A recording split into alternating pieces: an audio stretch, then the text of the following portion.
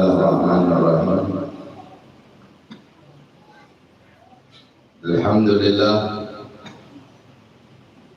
Alhamdulillahi rabbil alamin. Wa bihi nasta'inu ala umuri dunya waddin.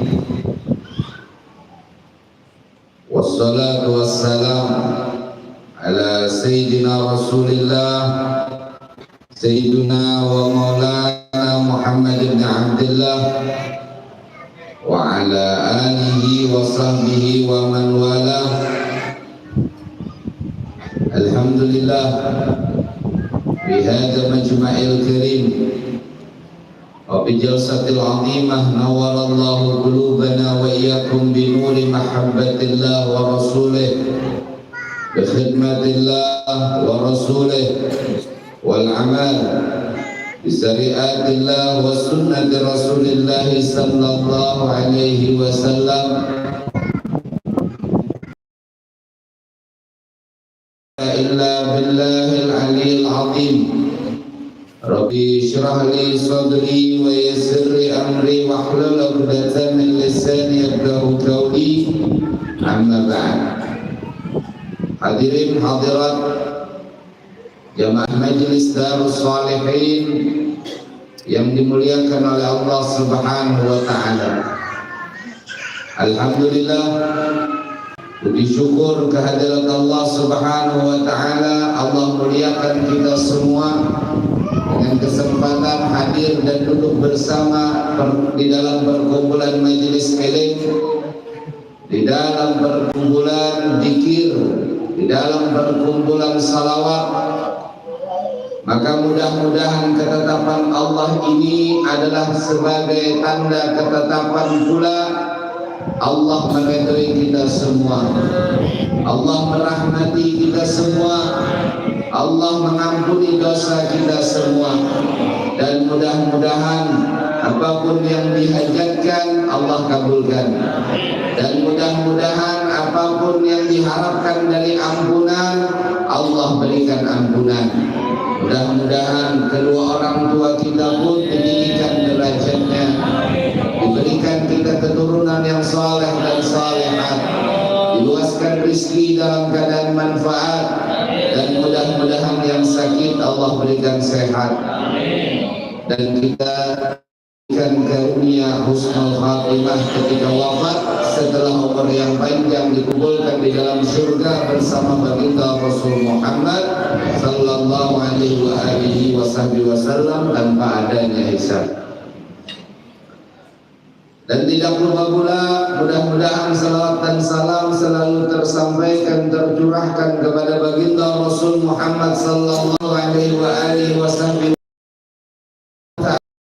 wa tadhkir wa nafa wal intifa wal ifadah wal istifadah wal hasa ala tamassuki bi kitabillah wa sunnati rasulih wa du'a ila huda wa dalalah ala khair intifa wajhillah wa mardatihi wa qurbihi wa thawabihi subhanahu wa ta'ala.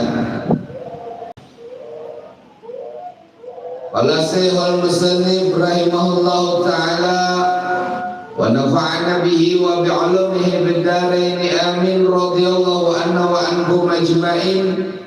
Al-Imam Hujjatul Islam Abu Hamid Muhammad bin Muhammad Al-Ghazali di dalam kitab beliau Bidayatul Hidayah, mudah-mudahan Allah meridhai beliau dan kita semua, amin. Allahumma amin ya rabbal alamin. Melanjutkan daripada pembahasan nasihat-nasihat Al-Imam Hujjatul Islam Al-Ghazali, jangan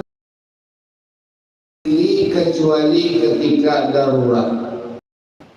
Jadi jangan sampai kita meninggalkan sunnah jatuh kepada sesuatu yang makruh, walaupun itu di dalam perkara yang remeh, walaupun itu misalkan perkara yang ringan, walaupun itu misalkan perkara yang biasa. Kalau bisa kita dapat pahala, kenapa kita harus meninggalkan pahala? Kalau kita bisa mendapatkan pahala, sunnah, kenapa kita meninggalkan kesunahan tersebut? Jadi dunia inilah darul amal. Dunia itu tempat beramal. Jadi kalau bisa apapun itu harus jadi amal.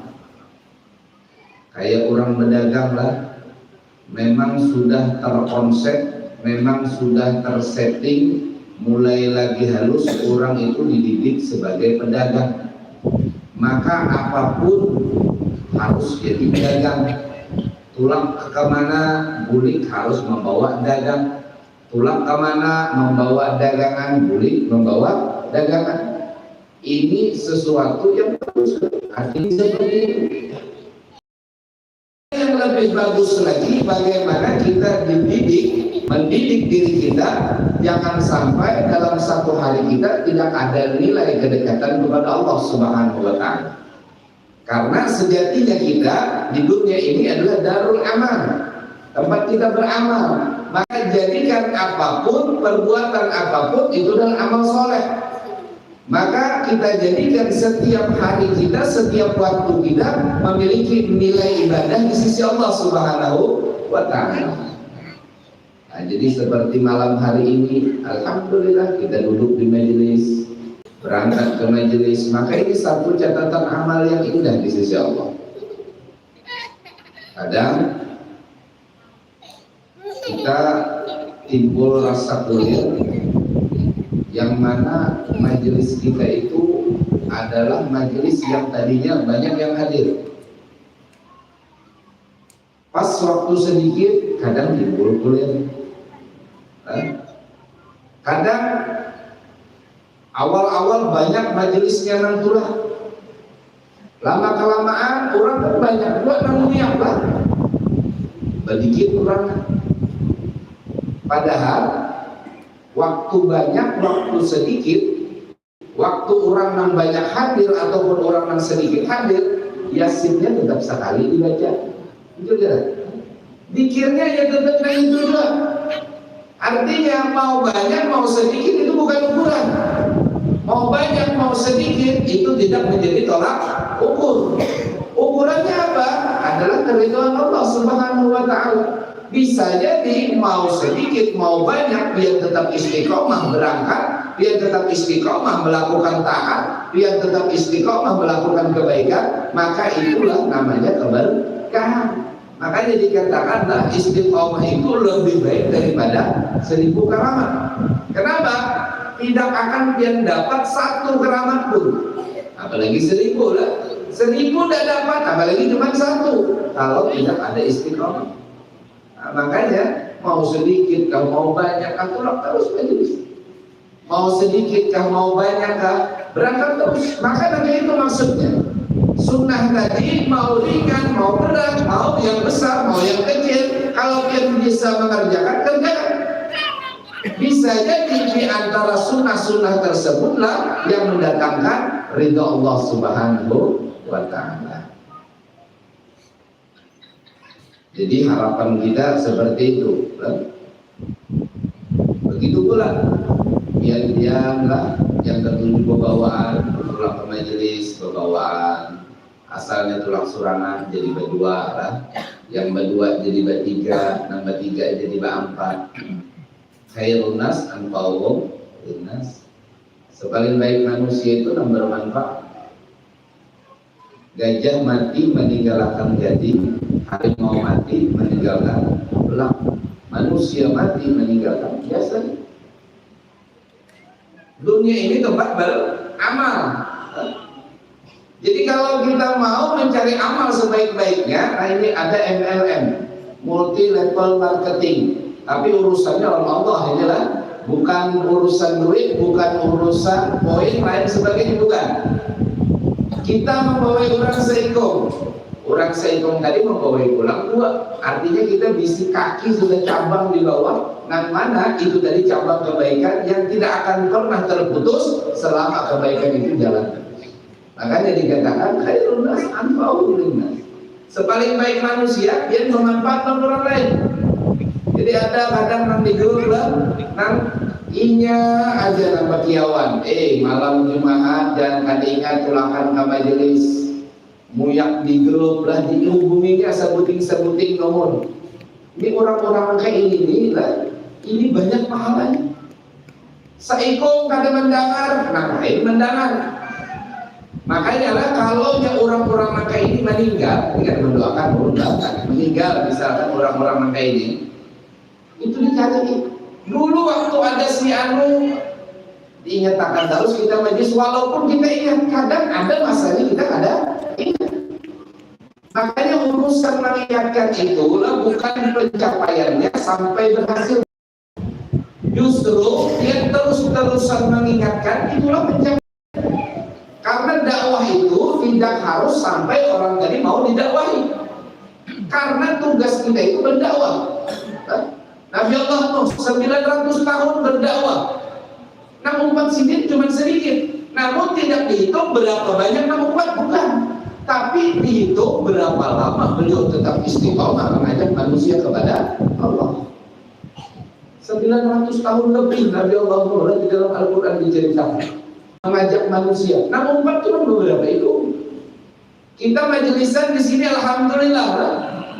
Mulai tahun tadinya pada tahun orang ada tahun 2017, 2018 kayaknya, 2018 akhir kayaknya Habib Zain mulai dari rumah ke rumah, dari tempat akhirnya kita menetap di rumah di situ. Sehari seminggu, 2 minggu, sebulan, 2 bulan, makin banyak manusianya. Akhirnya diulahkan tempat di sini, Pak. Jadi dari rumah situ asalnya di dalam rumah itu. Mulai berhalang, Pak. Mulai tabujur majelis kan ada waktu berhalang, ada tabujur, ada menetap masih. Tapi bukan tujuannya mengumpulkan manusia sebanyak-banyaknya, bukan. Artinya kita tetap istiqomah dalam kegiatan, tetap dalam keadaan berzikir, baca yasin, majelis ilmu, maka itu yang kita harapkan. Hari ini ada yang mengambil manfaat, besok bisa jadi ada yang mengambil manfaat. Hari ini tidak dapat manfaat ilmu, namun bisa jadi hidayah pada pertemuan yang akan datang. Jadi harapannya seperti itu. Jadi hidayah itu memang perlu kita persiapkan. Kalau dia tidak ada persiapan, hidayah itu kadang tidak akan datang kepadanya. Kadang yang punya persiapan pun kadang tidak tersentuh hidayah. Tidak tersentuh hidayah. Maka dari itu mudah-mudahan kita istiqomah dalam majelis seperti ini. Nah, jadi jangan kita meninggalkan kalau kita bisa mengerjakan itu suatu kesunahan, kita mampu meninggalkan itu sesuatu yang makruh walaupun remeh, Jadi biar niatakan. Jadi kayak misalkan berokok. Ini pun gak ada banyak orang berokok, ada anak berokok silakan berokok. Artinya kan berokok itu yang paling ringan pun makruh hukumnya, makruh. Kalau dia misalkan ada niatan, dia tinggalkan. Berarti kan dia ingin menjauhkan diri dia daripada sesuatu yang makruh. Dulu berokok. Tapi tidak pernah tersentuh itu semua. Kadang kita tahu bahwa itu hukumnya makruh dan sebagainya. Sampai suatu hari, sampai suatu titik, kita punya guru, duduk dalam majelis seperti ini. Suatu sore, beliau bercerita. Kata beliau, kita mengambil ilmu daripada salafun saleh. Kita beramal seperti salafun saleh, kata beliau. Mengambil ilmu mereka, mengambil adab mereka, akhlak mereka. Namun kalau kita mau sempurna dalam pengambilan tersebut, maka tinggalkan apa yang ditinggalkan mereka. Salafun saleh, Al-Imam Baqir Muqaddam, kata beliau, Syekh Bakar bin Salim, dan guru-guru kita, mereka semua tidak merokok. Pada saat kita mendengar.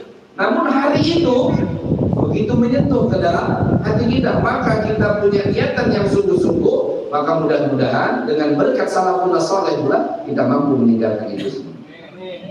Nah, jadi seperti itulah. Ini belum ada melarang, cuma sekedar memberikan gambaran saja. Seperti itulah. Kalau dia tidak mampu meninggalkan, maka dia niatkan. Kenapa? Karena kita ingin bersama mereka, para salafun saleh, para guru-guru kita. Kalau kita tidak bisa mengerjakan semua sunnah, maka jangan tinggalkan semua sunnah. Kalau kita tidak bisa meninggalkan segala maksiat, maka jangan dikerjakan semuanya. Maka ambil sunnah-sunnah yang mampu kita berusaha menjaganya. Begitulah maksiat yang mampu kita tinggalkan.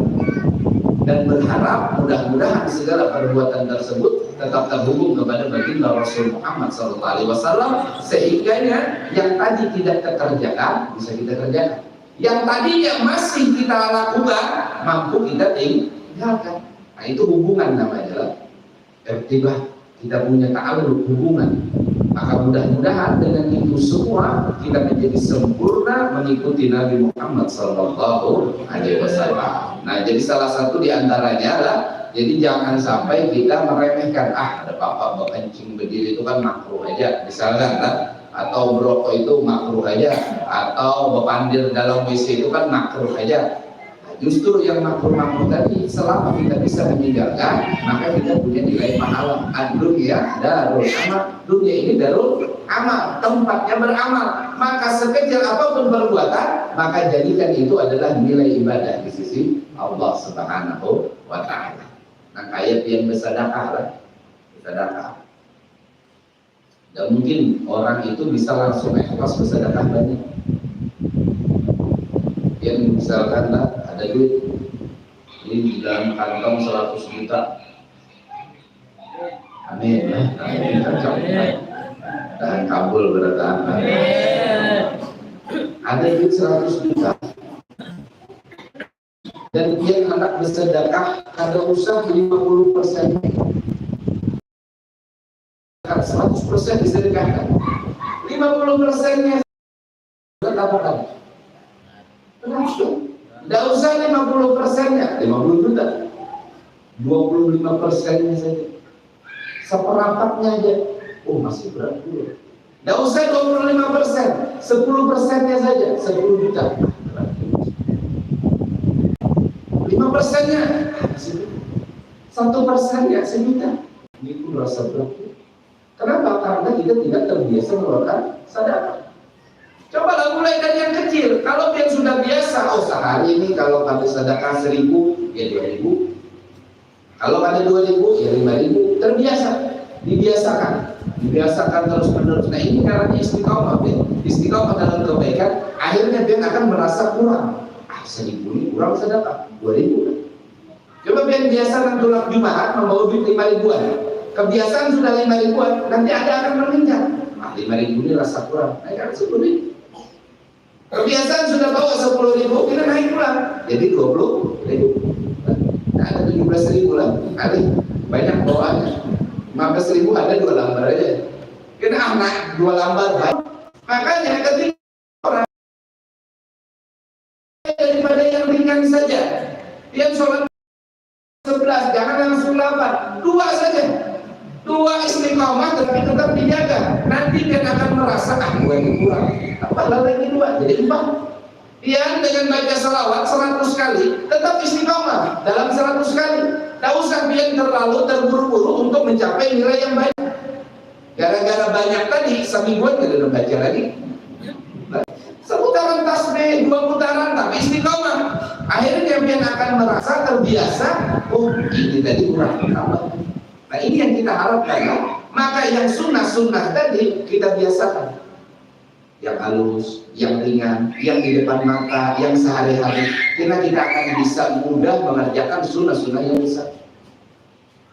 Sunnah-sunnah yang besar. Tidak akan merasa berat kita mengerjakan sunnah yang besar. Berat banget gue tulak umrah, tulak haji. Kenapa? Karena kita tidak terbiasa mengeluarkan harta kita untuk ibadah. Rasa berat. Ulun ada aja, duit anak umrahnya ada aja. Ulun anak membaiki buju dapur dulu lah, anak membaiki garasi, lain sebagainya. Masih banyak keinginan yang lain. Niat ada, udah cuma niat biar kata 100%. Kenapa? Karena tidak dibiasakan harta tersebut tujuannya untuk Allah Subhanahu wa Ta'ala. Dan makanya kita pernah mendengar para habaib kita itu senang berdagang, dagang ke sana kemari sambil dakwah. Dulu kan habaib kita itu, guru-guru kita terdahulu itu masuk pelosok, masuk sebulan, setengah bulan masuk lah. Mana ada jalan loh ini, HP gak ada jalan. Tahun di bawah tahun 1900-an atau 1930-an, 1950-an, mereka masuk ke pelosok-pelosok lah, mau dagangan sambil takawin di sana, wajar takawin di sana lah. Dakwahnya sebulan 2 bulan di sana, wajar. Ini hanya dakwah anak setengah hari, anak kawin sudah di situ lah. Makanya ujar dulu ada nilai ibadah anak kawin. Kalau dulu itu betul ada nilai ibadah, ingin mendamaikan satu kampung yang berselisih, dikawini nang ini, dikawini nang itu, jadi damai. Kita hendak masuk satu kampung pada diterima dakwah, kita kawini anak nang si kepala kampung, akhirnya kita dibantu dakwah. Kalau dulu ada nilai ibadahnya, kalau ini ada nilai, ayo alam lah, nilai syahwatnya mungkin banyak lah. Ini cuma boleh lah kawin itu boleh. Tidak ada melarang, misalkan anak kawin.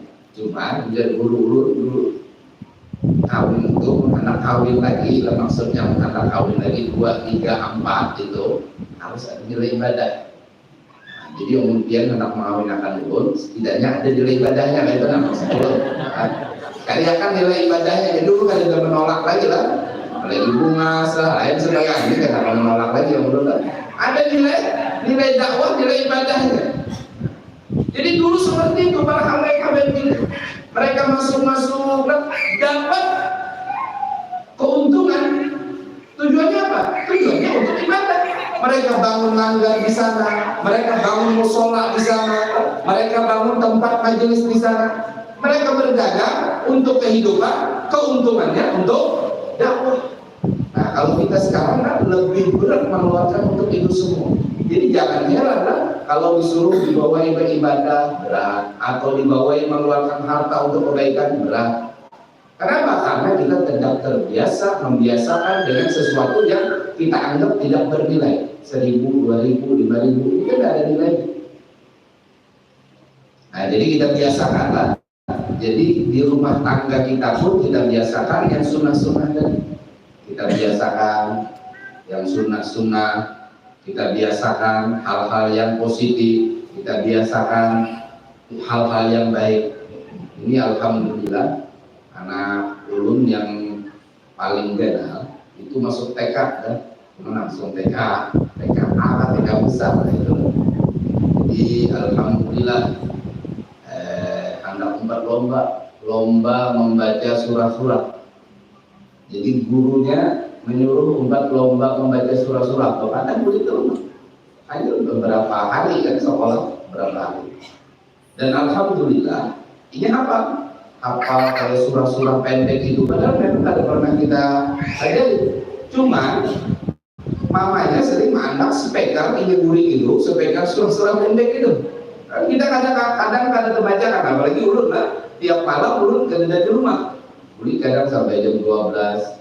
Jadi tiap malam itu anak murid mamanya itu anak speaker yang isinya Al-Quran lah, ada daya yang lain di 3 filmnya tadi. Jadi bunyinya apa? Wallahu ahad itu pulang beli. Kadang sampai pulang ke rumah itu jam 12 masih kebunyi itu speaker. Kira-kira dia nggak ada hafal apa katanya? Jadi hafalnya ayat kursi hafal, wallahu hafal dan sebagainya itu. Disuruh membaca Al-Qurannya, mana yang tahu? Nah inilah kebiasaan, maksud dulu kebiasaan, inilah bukan mau menyombongkan, ada maksud dulu kebiasaan. Walaupun ini kebiasaan yang kurang bagus bagi ulun, seharusnya orang tua yang mendidiknya, orang tua yang harus membacakannya. Cuman alhamdulillah dengan kemajuan teknologi tadi lah, ada speaker yang isinya Quran itu aja, ada. Nah ini hal yang kecil seperti ini saja bisa melengket kepada anak kita. Apalagi kalau sunnah-sunnah itu hidup di dalam rumah tangga kita. Sunnah-sunnah menjadi kebiasaan kita. Makanya jangan heran seperti guru-guru kita punya putra-putri itu, mereka terbiasa dengan agama, terbiasa dengan sunnah, terbiasa dengan baginda Rasulullah. Kenapa? Karena lingkungan rumah tangga mereka adalah lingkungan rumah tangga yang nabawi, yang mana hidup sunnah-sunnah di sana. Jangan heran. Nah, makanya ini penting kita menghidupkan sunnah-sunnah di dalam rumah tangga kita. Makanya biar kalau hendak melihatlah itu anak si anu pasti ya bepandirnya pun mirip kalau tulisannya.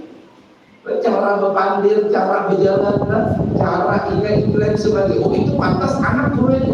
Ya karena ini berkumpul di situ tadi, akhirnya apa? Tertular, meniru orang tuanya lain sebagainya.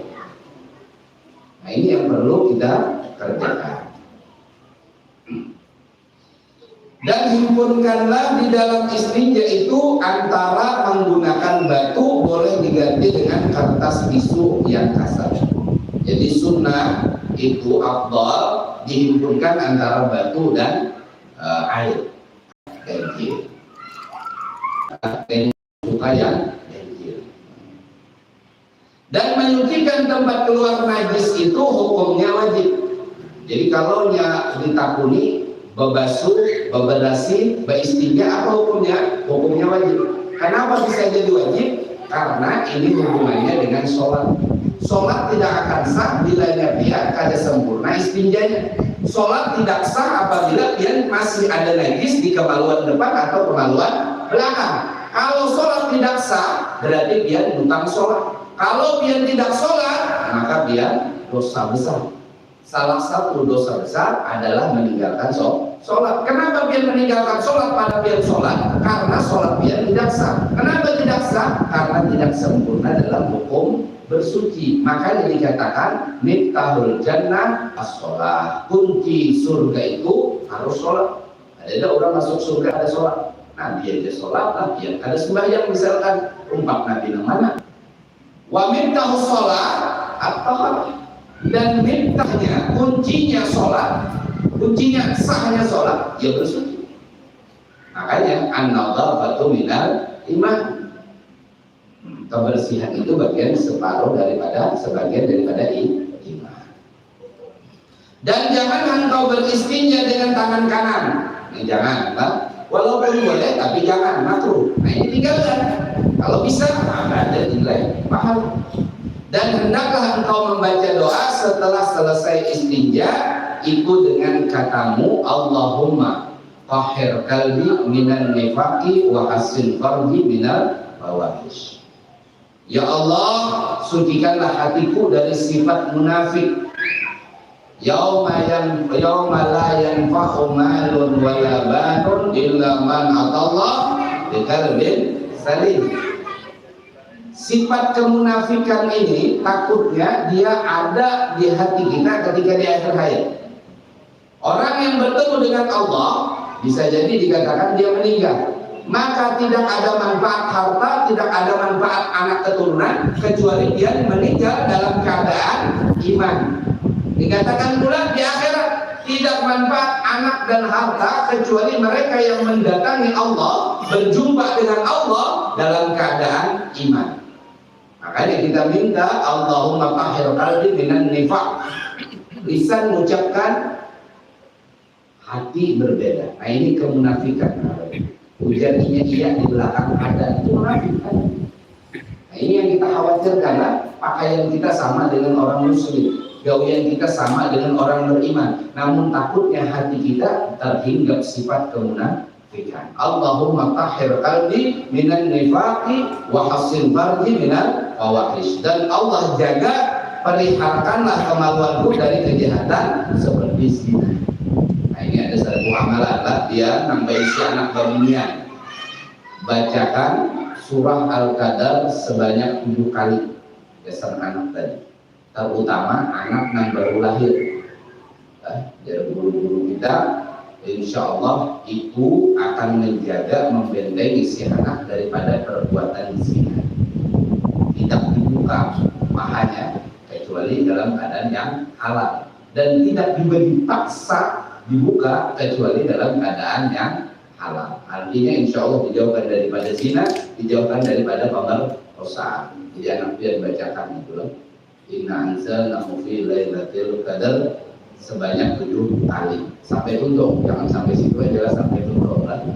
Nah, anzalnahu fi lailatul qadar wa ma adraka ma lailatul qadar. Lailatul qadar itu jar guru-guru kita.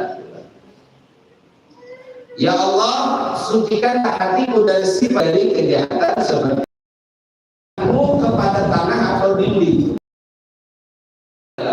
busuk ke tanah, atau dengan sabun. Nah, kalau sekarang sabun itu bisa dikatakan satir, penutup bau, penutup yang ada bagus kan sabun lah. Tangan berbau acar, yang sabuni, nah ini hilang bau acarnya, bukan hilang, kita tutup dengan bau sabun. Sebenarnya bau acar itu apa kita? Apalagi acarnya itu padat kan, habis makan itu. Setelah selesai daripada istinja, maka digosokkan tangan dari. Maksudnya apa? Dibersihkan sebersih-bersihnya. Kemudian engkau basuh akan tangan tidak dapat dari istinja seperti apa? Masuk WC dengan paham? Maka itu nilai ibadah. Istiqomah dalam sunnah termasuk Nabi dan dijanji Nabi lah. Kita baru kira pun kita termasuk sunnah. Satu kabar gembira buat kita, barang siapa yang berpegang pada sunnah walau cuma satu, maka dia berhak masuk surga. Man tamassak di sunnah dakhala jannah. Ini janji Nabi SAW. Barang siapa yang berpegang teguh terhadap sunnah, maka dia berhak masuk surga. Kayak apa kalau kita seharian sunnah aja video, kuring gaya sunnah, makan tata caranya sunnah, berjalan dengan cara sunnah, bergaul dengan cara sunnah, bahkan masuk WC, keluar WC dengan sunnah. Masya Allah, berarti dia perkataannya sunnah. Jadi mudah-mudahan kita adalah orang-orang yang diberikan kemudahan oleh Allah, diberikan kekuatan oleh Allah untuk menghidupkan sunnah-sunnah Nabi SAW. Man ahya sunnati faqad ahabbani wa man ahabbani kana ma'i fil jannah. Harapan besar kita termasuk orang yang menghidupkan sunnah, dan termasuk dengan sebab itu tadi kita termasuk orang yang mencintai Nabi, dan itulah yang menyebabkan kita menjadi orang yang murafaqatan Nabi fil jannah, berkumpul bersama Nabi di dalam surga. Mau surga yang mana terserah, asal surga tersebut ada baginda Rasul Muhammad sallallahu alaihi wasallam. Maka itulah puncak kenikmatan, adalah puncak daripada tujuan, adalah puncak daripada maksud kita semua. Amin ya rabbal alamin. Ulun ampun maaf beserta Habib Zain, insyaallah majelis akan datang kemungkinan libur. Tidak tahu kalau mungkin ada yang bisa menggantikan, terserah Sahibul Bait kita atau kayak apa. Karena ulun insyaallah lawan Habib Zain hari Rabu berangkat umroh. Jadi juga Habib Zain ulun lah yang ada mampuan ada, cuman alhamdulillah dibawa isi di umroh. Nah, jadi biar niatakan juga lah, niatakan. Bujur niatnya lah, bujur. Jangan niat warang. Ada duit, baiki rumah pulang lah. Ada duit, lupa sepeda motor pulang. Jangan niat bujur-bujur itu memang bujur, pasti dia pulang.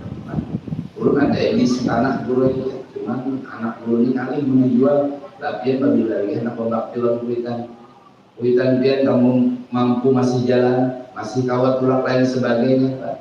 Amun sidin mati itu tanah lain ampun sidin lagi, itu harta lain ampun pian lagi. Syukur-syukur dia beisi anak, masih mendatang malam itu. Mumpung masih hidup, kalau ada kesempatan, ada kemauan, ada dananya, gunakan untuk beribadah. Ingat ya, sudah mati. Yang namanya orang itu warisan, bukan hak dia. Kalau anaknya menggunakan itu tadi untuk dirinya pribadi, maka anaknya yang akan dapat. Makanya kalau pian ada tanah itu anak kau dijual-jual dan pian hendak beribadah, mumpung masih diberi kesempatan oleh Allah, diberikan kesehatan, kehidupan, waktu, lain sebagainya, berangkat. Kalau misalkan itu tujuannya haji atau umroh. Kalau nyepian mumpung masih ada sedekah. Nah, jangan sudah separuh dua, nafas sudah pindah hingat. Nah itu tanah dia itu aku wasiatkan. Nah ini wong alam sudah. Kalau Kalau sudah berwasiat ini Allah alam yang nyata-nyatanya, dan nilainya itu jauh lebih besar. Karena apa? Dia mengeluarkan dari sesuatu yang betul-betul milik. Mungkin selama kita bergaul, ulun banyak salah. Ya, mengucap kembali dalam keadaan keselamatan, dan mudah-mudahan yang paling utama umrah kami, umrah yang diterima oleh Allah. Ziarah kami adalah ziarah yang diridhai oleh Allah dan Rasulnya, ziarah yang disambut oleh baginda Rasul Muhammad Sallallahu Alaihi Wasallam, dan mudah-mudahan dia mendoakan beratahan Allah berikan pula kemudahan. Mudah-mudahan Allah mudahkan dia beratahan, Allah luaskan rezeki dia, dan mudah-mudahan ketika dia melaksanakan itu pun dalam keterkabulan diterima oleh Allah. Mudah-mudahan berangkat doa yang beratahan yang dikabulkan beratahan. Amin ya rabbal alamin. Ulun sekali lagi ampun maaf, salah khilaf mohon maaf. Wabillahi taufiq wal hidayah wa radhiyallahu. Wassalamualaikum warahmatullahi wabarakatuh. Alhamdulillah.